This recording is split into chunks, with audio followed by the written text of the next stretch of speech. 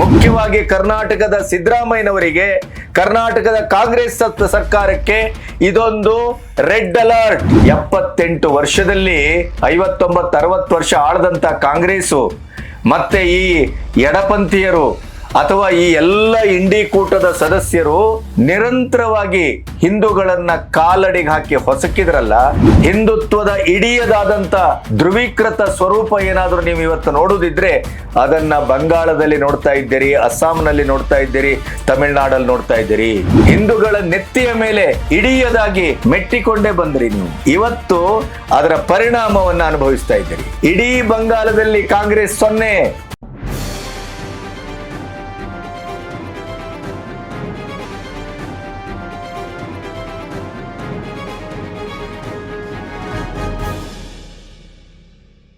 ನಮಸ್ತೆ, B Ganapati news ಚಾನೆಲ್ಗೆ ಸ್ವಾಗತ. ಭಾರತ ಗೆದ್ದಿದೆ, ಸನಾತನ ಧರ್ಮ ಗೆದ್ದಿದೆ, ಜನತಂತ್ರ ವ್ಯವಸ್ಥೆ ಗೆದ್ದಿದೆ, ಸಂವಿಧಾನ ಗೆದ್ದಿದೆ.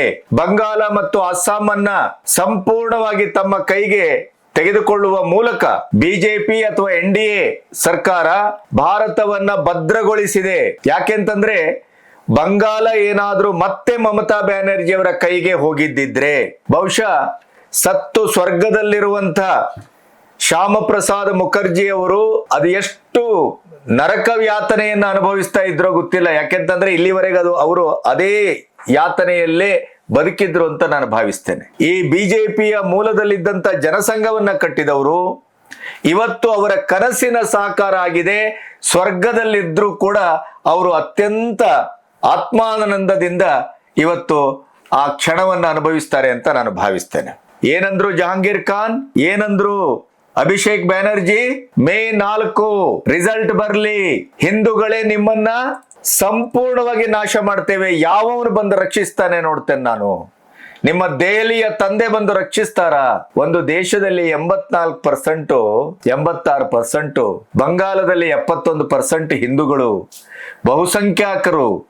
ಬಹುಸಂಖ್ಯಾತರ ಮೇಲೆ ನೀವು ಈ ರೀತಿ ಆಕ್ರಮಣ ಮಾಡ್ತೀರಿ, ದೌರ್ಜನ್ಯ ಮಾಡ್ತೀರಿ ಅಂತ ಆದ್ರೆ ನೋಡಿ, ಬಂಗಾಳದ, ಅಸ್ಸಾಮಿನ ಅಥವಾ ಈ ಪಂಚರಾಜ್ಯದ ಚುನಾವಣೆಯ ಒಟ್ಟು ಫಲಿತಾಂಶ ಏನನ್ನ ಹೇಳ್ತಾ ಇದೆ ಅಂತಂದ್ರೆ, ನೀವು ವೋಟ್ ಬ್ಯಾಂಕಿಗಾಗಿ ಅಲ್ಪಸಂಖ್ಯಾತರನ್ನ ತುಷ್ಟೀಕರಣ ಭಾವದಿಂದ ಅವರನ್ನ ಮಸ್ಕ ಹೊಡೆಯುವುದರಿಂದ, ಅವರಿಗಾಗಿ ಕಾನೂನನ್ನ ಬದಲಿಸುವ ಮಟ್ಟಕ್ಕೆ, ಸಂವಿಧಾನದ ಬದಲಾವಣೆ ಅಥವಾ ಸಂವಿಧಾನದಲ್ಲಿ ಒಂದು ಅಮೆಂಡ್ಮೆಂಟ್ ಅನ್ನ ತರುವ ಮಟ್ಟಕ್ಕೆ, ಅವರಿಗೆ ಇಡೀ ದೇಶದಲ್ಲಿ ಪ್ರಥಮ ಆದ್ಯತೆಯನ್ನ ಕೊಡುವ ಮಟ್ಟಕ್ಕೆ, ಮುಖ್ಯವಾಗಿ ಕರ್ನಾಟಕದ ಸಿದ್ದರಾಮಯ್ಯನವರಿಗೆ, ಕರ್ನಾಟಕದ ಕಾಂಗ್ರೆಸ್ ಸರ್ಕಾರಕ್ಕೆ ಇದೊಂದು ರೆಡ್ ಅಲರ್ಟ್, ಇದೊಂದು ದೊಡ್ಡ ವಾರ್ನಿಂಗ್. ಇದು ಈ ಬಂಗಾಳದ, ಅಸ್ಸಾಮಿನ ಬಹಳ ಮುಖ್ಯವಾದದ್ದು. ಇವೊಂದು ತಮಿಳುನಾಡಲ್ಲಿ ಸ್ಟಾಲಿನ್ ಸರ್ಕಾರ ಹಿಂದೂಗಳ ಮೇಲೆ ಎಂತ ಅನಾಚಾರವನ್ನ ಮಾಡ್ತು, ಎಂತ ಅತ್ಯಾಚಾರವನ್ನ ಮಾಡ್ತು.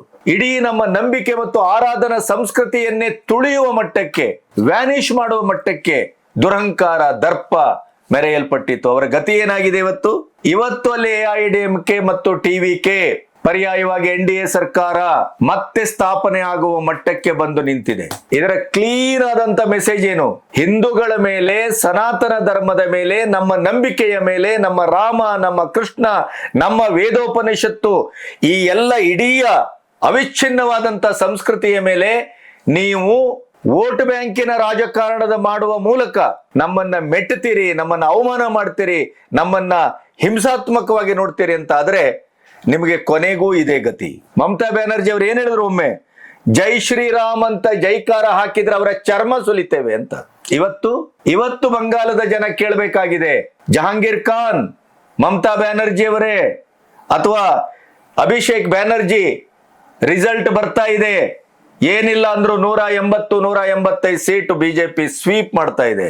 ಇಡೀ ಡೆಮೋಗ್ರಫಿ ಬದಲಾಗ್ತಾ ಇದೆ, ಚರಿತ್ರೆ ಬದಲಾಗ್ತಾ ಇದೆ, ಬಂಗಾಳ ಬದಲಾಗ್ತಾ ಇದೆ. ಪರ್ಯಾಯವಾಗಿ ಬಾಂಗ್ಲಾದೇಶಕ್ಕೆ ಬುದ್ಧಿ ಕಲಿಸುವ ಕ್ಷಣಗಣನೆ ಆರಂಭ ಆಗಿದೆ. ಬಂಗಾಳದಲ್ಲಿ ಮತ್ತು ಬಾಂಗ್ಲಾದೇಶದಲ್ಲಿ ನಮ್ಮ ಹಿಂದೂಗಳ ಮೇಲೆ ಯಾವ್ಯಾವ ರೀತಿ ಆಕ್ರಮಣ ನಡೆಯಿತು, ಅಲ್ಲಿಯ ರೋಹಿಂಗ್ಯಾಗಳನ್ನ ಕಳಿಸಿ ಬಂಗಾಳವನ್ನ ಕೈಗೆ ತೆಗೆದುಕೊಳ್ಳುವಂತ, ಪರ್ಯಾಯವಾಗಿ ಭಾರತವನ್ನ ನಿರ್ವೀರ್ಯಗೊಳಿಸುವಂತ ಒಂದು ಕೆಲಸ ನಡೆತಲ್ಲ ಮಮತಾ ಬ್ಯಾನರ್ಜಿ ಅವರ ನೇತೃತ್ವದಲ್ಲಿ. ಅದಕ್ಕೆ ಈಗ ಪಾಠ ಕಲಿಸುವ ಕಾಲ. ಬಂಗಾಳದಲ್ಲಿ ಬಿಜೆಪಿ ಅರಳಿತು ಅನ್ನೋದರ ಅರ್ಥವೇ ಭಾರತ ಭದ್ರವಾದಂತ ಒಂದು ಸ್ಥಿತಿಗೆ ಬಂದು ನಿಂತಿತು ಅಂತ ಅರ್ಥ. ಬಹಳ ಸ್ಪಷ್ಟವಾದ ಸಂದೇಶ. ಹಿಂದೂಗಳ ಧ್ರುವೀಕರಣ 78 ವರ್ಷದಲ್ಲಿ 59-60 ವರ್ಷ ಆಳದಂತ ಕಾಂಗ್ರೆಸ್ಸು ಮತ್ತೆ ಈ ಎಡಪಂಥೀಯರು ಅಥವಾ ಈ ಎಲ್ಲ ಇಂಡಿ ಕೂಟದ ಸದಸ್ಯರು ನಿರಂತರವಾಗಿ ಹಿಂದೂಗಳನ್ನ ಕಾಲಡಿಗೆ ಹಾಕಿ ಹೊಸಕಿದ್ರಲ್ಲ, ನಮ್ಮ ನಂಬಿಕೆಯ ಮೇಲೆ ದಾಳಿ ಮಾಡಿದ್ರಲ್ಲ, ಅದರ ಇಡೀಯದಾದಂಥ ಸಹಿಸುವಿಕೆಯ ಒಂದು ರಣ ರೌರವ ನರಕದಿಂದ ಇವತ್ತು ಅಗ್ನಿಜ್ವಾಲೆ ಆಸ್ಫೋಟಗೊಂಡಿದೆ, ಸುನಾಮಿ ಎದ್ದಿದೆ. ಹಿಂದುತ್ವದ ಇಡೀಯದಾದಂಥ ಧ್ರುವೀಕೃತ ಸ್ವರೂಪ ಏನಾದರೂ ನೀವು ಇವತ್ತು ನೋಡುದಿದ್ರೆ ಅದನ್ನ ಬಂಗಾಳದಲ್ಲಿ ನೋಡ್ತಾ ಇದ್ದೀರಿ, ಅಸ್ಸಾಂನಲ್ಲಿ ನೋಡ್ತಾ ಇದ್ದೀರಿ, ತಮಿಳುನಾಡಲ್ಲಿ ನೋಡ್ತಾ ಇದ್ದೀರಿ. ಇನ್ನು ದಕ್ಷಿಣದ ತೆಲಂಗಾಣ ಮತ್ತು ಕರ್ನಾಟಕ ಬಾಕಿ ಇದೆ, ಹಿಮಾಚಲ ಮತ್ತು ಪಂಜಾಬ್ ಬಾಕಿ ಇದೆ, ಅಲ್ಲೂ ಆಗತ್ತೆ. ಬಹಳ ಮರಣಗಂಟೆ ಇದು. ಹಿಂದೂ ವಿರೋಧಿ, ಹಿಂದೂಗಳನ್ನ ಮೆಟ್ಟಿ, ಹಿಂದೂಗಳನ್ನ 2ನೇ ದರ್ಜೆ ನೌಕರರನ್ನಾಗಿ 2ನೇ ದರ್ಜೆಯ ಪ್ರಜೆಗಳಾಗಿ ನೋಡಿ ನಾವು ಅಲ್ಪಸಂಖ್ಯಾತರ ಓಟಿಂದ ನಾವು ಗೆದ್ದು ಆಳ್ತೇವೆ ಅನ್ನುವಂಥ ದುರಹಂಕಾರಿಗಳಿಗೆ, ದೇಶದ್ರೋಹಿಗಳಿಗೆ ಇದು ತಕ್ಕ ಪಾಠ ಅಂತ ನಾನು ಭಾವಿಸ್ತೇನೆ. ಯಾಕೆಂತಂದ್ರೆ 44.9 ಬಿಜೆಪಿ, 41.7 TMC ವೋಟ್ ಶೇರಿಂಗು. ಅಂದ್ರೆ 2021 ಮತ್ತು 2026ಕ್ಕೆ ಹೋಲಿಸಿದ್ರೆ 6.9% ಅನ್ನ ಬಿಜೆಪಿ ವೋಟ್ ಶೇರಿಂಗ್ ಅಲ್ಲಿ ಗೇನ್ ಮಾಡಿಕೊಂಡ್ರೆ 7.1 ಅಥವಾ 7+ ವೋಟ್ ಶೇರಿಂಗ್ ಅನ್ನ ನಿರ್ಣಾಯಕಾತ್ಮಕವಾಗಿ ತಥಾಕಚಿತವಾಗಿ TMC ಕಳ್ಕೊಂಡಿದೆ. TMC ತನ್ನ ಅಸ್ತಿತ್ವವನ್ನೇ ಕಳ್ಕೊಳ್ತಾ ಇದೆ ಅಂತ. ಕಲ್ಕತ್ತಾದಂತಲ್ಲಿ ಬಿಜೆಪಿ ಜೈಬೇರಿ ಬಾರಿಸ್ತಾ ಇದೆ. ನಾರ್ತ್ ಪರಗಣ ಮತ್ತು ಸೌತ್ ಪರಗಣದಲ್ಲಿ ಅದು TMCಯ ಅತ್ಯಂತ ಅಭೂತಪೂರ್ವವಾದಂತ ನೆಲೆ. ಅಲ್ಲಿಂದನೇ ಈ ಅಭಿಷೇಕ್ ಬ್ಯಾನರ್ಜಿ ಮತ್ತು ಜಹಾಂಗೀರ್ ಖಾನ್ ಅನ್ನುವಂತ ಖತರ್ನಾಕ್ಗಳು ಹಿಂದೂಗಳ ಮೇಲೆ ಸವಾರಿ ಮಾಡಿದ್ದು. ಮೇ 4 ಆಗಲಿ ಸಾಮೂಹಿಕ ಅತ್ಯಾಚಾರ, ಕಡ್ದು ತುಂಡು ಮಾಡಿ ಬೆಂಕಿ ಹಾಕ್ತೇವೆ ಅಂತ ಫಾಲ್ತಾದಲ್ಲಿ ಮೊನ್ನೆ ಗರ್ಜಿಸಿದ್ರಲ್ಲ, ಅದಕ್ಕೆ 285 ಬೂತ್ಗಳಲ್ಲಿ ಪುನರ್ಚುನಾವಣೆ ಮರುಚುನಾವಣೆಯನ್ನ ಎಲೆಕ್ಷನ್ ಕಮಿಷನ್ ಘೋಷಿಸ್ತಲ್ಲ, ಅಂಥ ಏರಿಯಾದಲ್ಲೇ ಇವತ್ತು ಬಿಜೆಪಿ ಜೈವೇರಿ ಬಾರಿಸ್ತಾ ಇದೆ.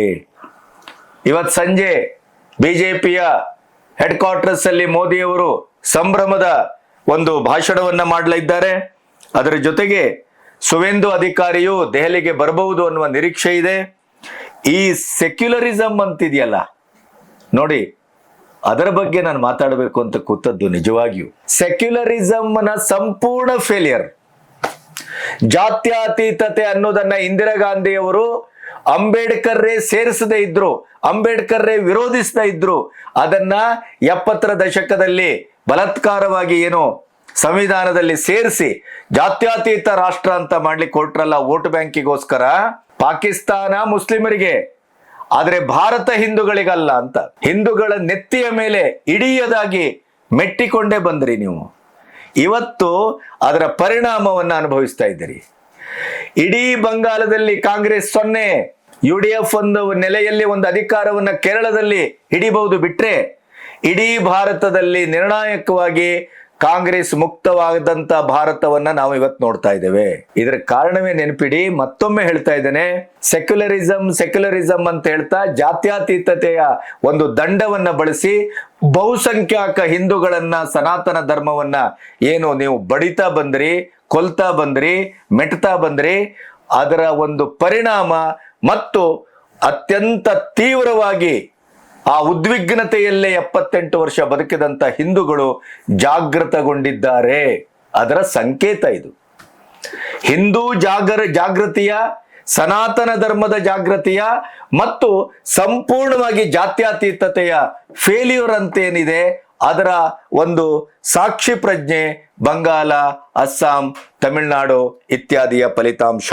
ಏನೆಲ್ಲ ಸುಳ್ಳು ಹೇಳಲಿಕ್ಕೆ ಹೊರಟ್ರಿ, ಏನೆಲ್ಲ ಮಾಡಿದ್ರಿ, ಗೂಂಡಾಗಿರಿಯಿಂದ ಆಡಳಿತ ಮಾಡ್ತೇನೆ ಅಂತ ಹೊರಟ್ರಿ, ಹಿಂದೂ ಧರ್ಮವನ್ನ ಕಡೆಗಣಿಸಿ ಅಲ್ಪಸಂಖ್ಯಾಕ ಮತಗಳನ್ನ ತಲೆ ಮೇಲೆ ಹೊತ್ತು ನಾವು ರಾಜ್ಯವನ್ನ ಆಳ್ತೇವೆ, ದೇಶವನ್ನ ಆಳ್ತೇವೆ ಅಂತ ಬಂದವರಿಗೆ ಇದು ಸರಿಯಾದ ತಪರಾಕಿ, ಸರಿಯಾದ ಪ್ರತಿಕ್ರಿಯೆ.